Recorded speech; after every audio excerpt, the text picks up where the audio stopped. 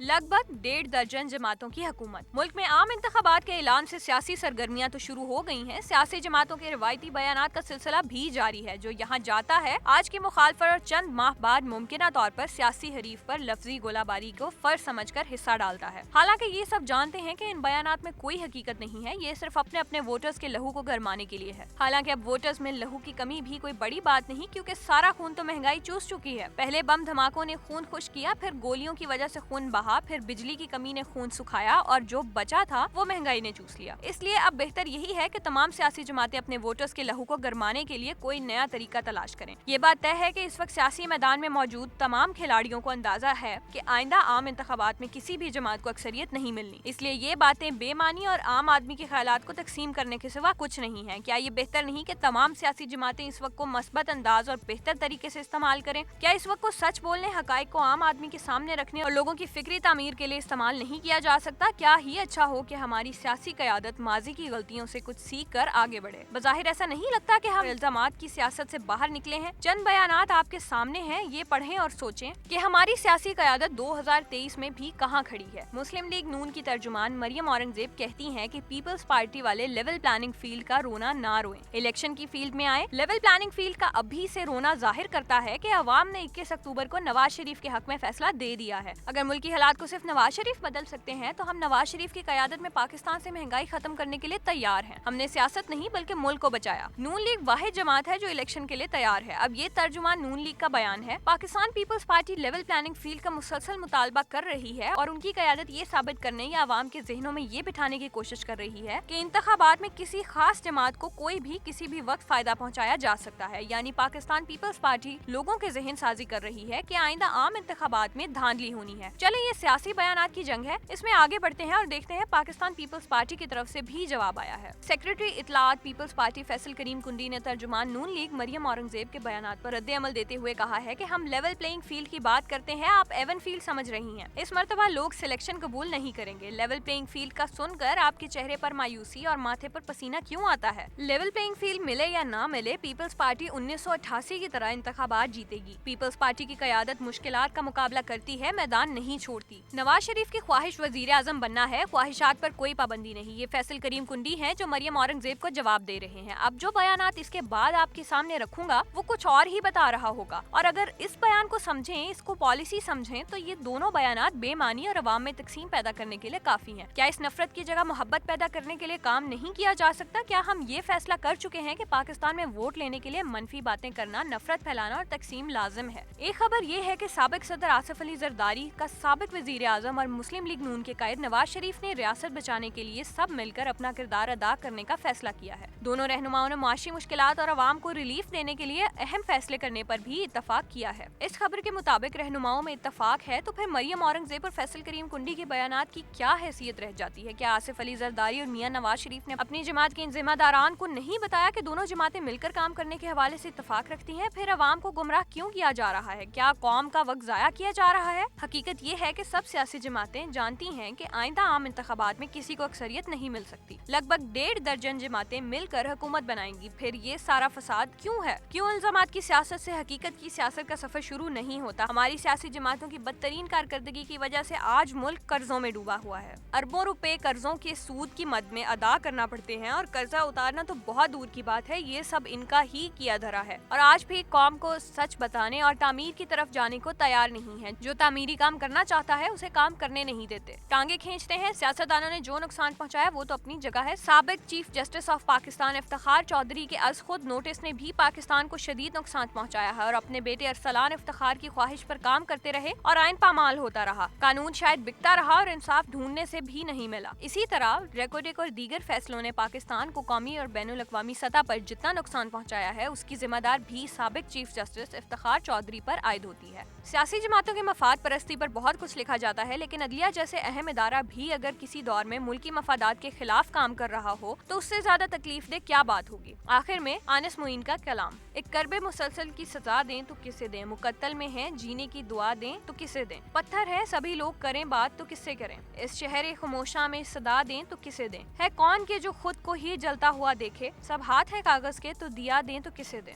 सब लोग सवाली हैं, सभी जिस्में बरहना, और पास है बस एक रिदा तो दें तो किसे दें। जब हाथ ही कट जाएं तो थामेगा भला कौन, ये सोच रहे हैं कि असा दें तो किसे दें। बाजार में खुशबू की खरीदार कहाँ हैं, ये फूल हैं बेरंग बता दें तो किसे दें। चुप रहने की हर शख्स कसम खाए हुए है, हम जहर भरा जाम भला दें तो किसे दें।